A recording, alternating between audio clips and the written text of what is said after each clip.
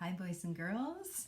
We are going to finish our reading of this week's chapter book today. So, Cam Jansen, The Mystery at the Monkey House. So, we finished off chapter 5 with Cam saying click and saying to Eric, her friend, I know just where those monkeys are, and they're not inside an ice cream truck or cart. So, chapter 6. The honking sounds those geese made helped me solve the mystery, Cam told Eric as they quickly walked around the main road. Then Cam saw that a crowd had gathered at the main entrance to the zoo. She ran ahead.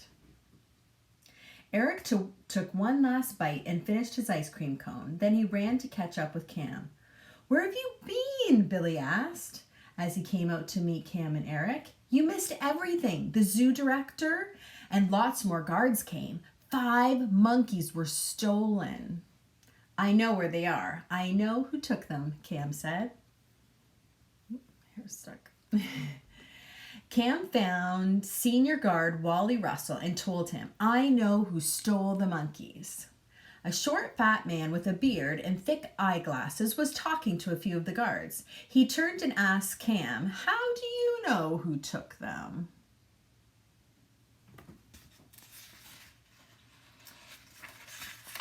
This is the girl I told you about, Wally Russell told the man. She's the one who found the lock. I'm Don Cooper. I'm the director of the zoo, the man said as he shook hands with Cam and Eric. Now, what can you tell me about the monkeys? Some people drove in here with a truck. The back of the truck was filled with dirt. I thought they were doing some planting, but the truck passed us later. It was leaving the zoo, and the back was still filled with dirt. We're not doing any planting. That truck did not belong here, Mr. Cooper said. He walked quickly to the entrance and asked the guard if the truck rode past. About 15 minutes ago, the guard said. Cam described the truck to Mr. Cooper, and Mr. Cooper called the police. He told them about the monkeys and the truck. Mr. Cooper stood by the telephone and he folded and unfolded his arms. He put his hands into his jacket pockets and then took them out. Then he clapped his hands and said, come on, I can't just wait here. Maybe we can find that truck. Cam, Eric, Billy, and Wally Russell followed Mr. Cooper to the parking lot. Mr. Cooper opened the doors to an old green car. The back seat was filled with baby toys, balls, and dolls. Just push those aside, Mr. Cooper said. I use them when I play with the baby animals. Cam and Wally Russell sat on the front seat next to Mr. Cooper. Eric and Billy sat in the back. As the car went through the gate, Cam said, when the geese honked, they reminded me of the truck. It honked at us twice. Billy said, did you know that some people keep geese as pets? Picture. And I thought it was strange, Cam went on, for that truck to bring dirt into the zoo and then just take it out again. Mr. Cooper stopped just outside the zoo. There was a long line of cars ahead of him. Mr. Cooper waited. The traffic light at the end of the road was red, but when the light turned green, the cars didn't move. Mr. Cooper honked his horn. It happens every time, Mr. Cooper said. When I'm in a rush, there's a traffic jam. The light turned red, then it turned green again, but no cars moved. What's going on up there? Mr. Cooper asked as he got out of his car and walked down the road. Cam and Eric followed him, and right behind them were Billy and Wally Russell. There had been an accident. A small blue car had crashed into a large truck. The drivers were standing in the middle of the road arguing.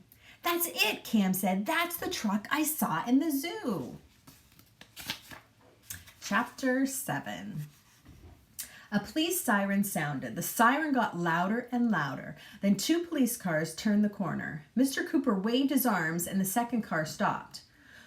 We can't help you, the officer said as he rolled down his window. Some zoo animals have been stolen. I know. I called you. I'm Don Cooper, the director of the zoo, and I think we found the thieves. The police officer opened his door and got out. Mr. Cooper told him the truck had been in the zoo at the time when the monkeys were stolen. The police officer walked over to the truck. Mr. Cooper, Cam, Eric, Billy, and Wally Russell were right behind the officer. "Whose truck is this?" the officer asked. "It's mine," a young man said. He was wearing a green baseball hat and a sweatshirt. "And she crashed into me." The young man pointed to a woman standing next to the blue car. "My neck hurts and my back hurts and my truck is dented." "You were turning?" the officer asked. "Yes, and that woman crashed right into me and she shouldn't be allowed to drive a car." "If you were turning and she was going straight," the officer said, "then she had the right of way." The woman said, "He wants me to fix his truck and pay for his bad back. But if I had the right of way, the accident wasn't my fault." The woman looked at her car for dents or scratches. She didn't find any, so she got into her car and drove away.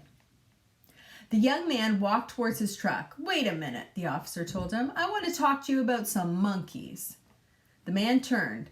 "I don't know anything about monkeys," he said. "Then you won't mind if I look around," the officer said. He opened the truck door and looked inside. Mr. Cooper looked too. They walked around the truck. Cam, Eric, Billy, and Wally Russell followed them. They all bent down and looked under the truck. They looked in the back of the truck, but they didn't find any monkeys. "Can I go now?" the man asked. The officer nodded. The young man climbed into the truck.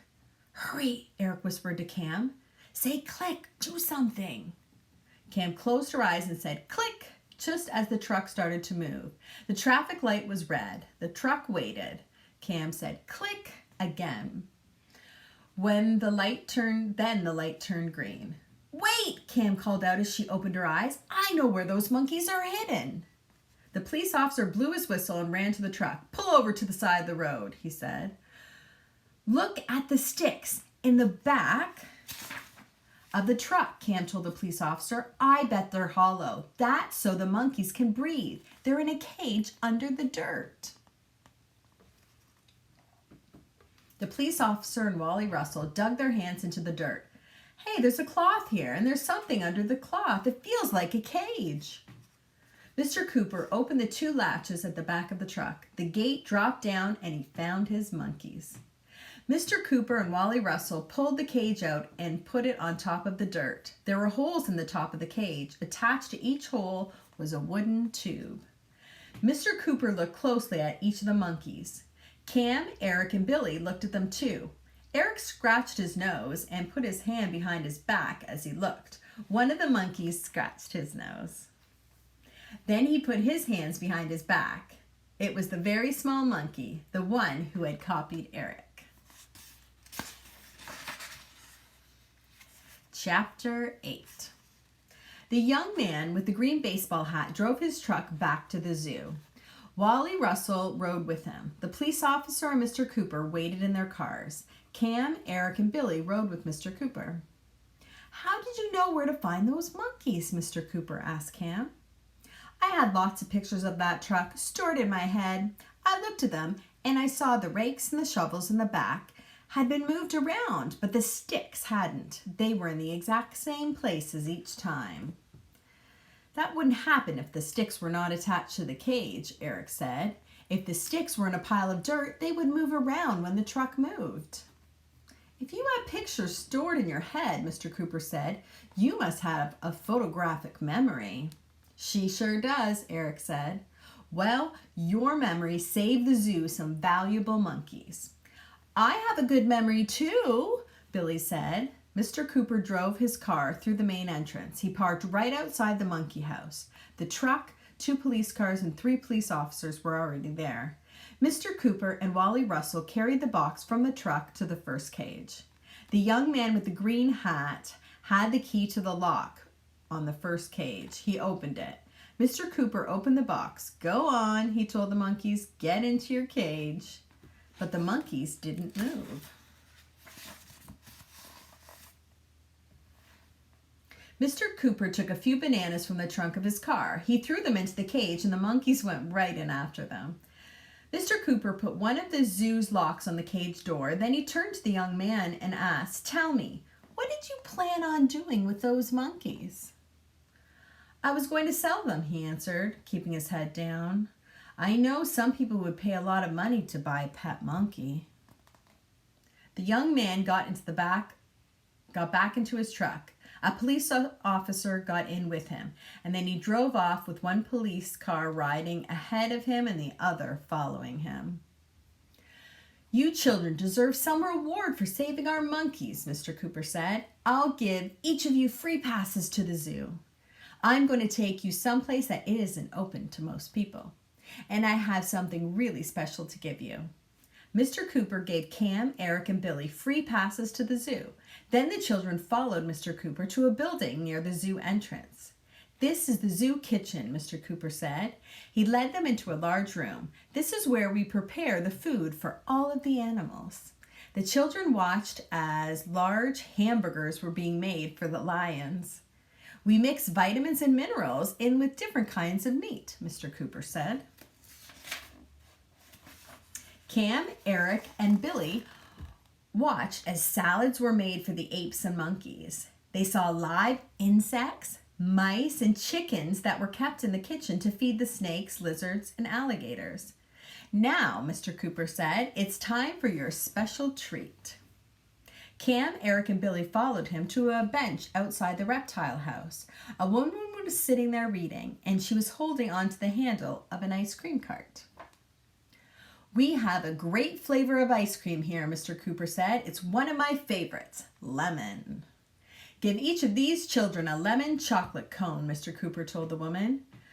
No, thank you, Cam and Eric said. Well, Mr. Cooper said, I'm sure you'll want to taste my other favorite flavor of ice cream. No, thank you, Cam and Eric said again. But you don't even know what flavor it is. Oh, yes, we do, Cam and Eric said, and they laughed. Rum raisin. Cam, Eric, Billy, and Mr. Cooper walked back to the monkey house. As they walked, Cam and Eric watched Billy and Mr. Cooper eat their lemon and chocolate ice cream cones. Billy smiled whenever Mr. Cooper looked at him. But when Mr. Cooper wasn't looking, Billy made a funny face like he was eating poison. When they came to the monkey house, Mr. Cooper looked for the first cage. They looked happy to be home. They look happy to be home, he even told them. Eric and Billy also looked into the monkey cage. Let me take a picture of you, Cam said. Eric, Billy, and Mr. Cooper turned to face Cam. They smiled. Cam closed her eyes and she said, click. Eric turned and saw the smallest monkey looking straight at Cam. The monkey blinked his eyes and Eric said, click. Cam opened her eyes. Hey, Billy said. That monkey said click. I'll bet he has a great memory too.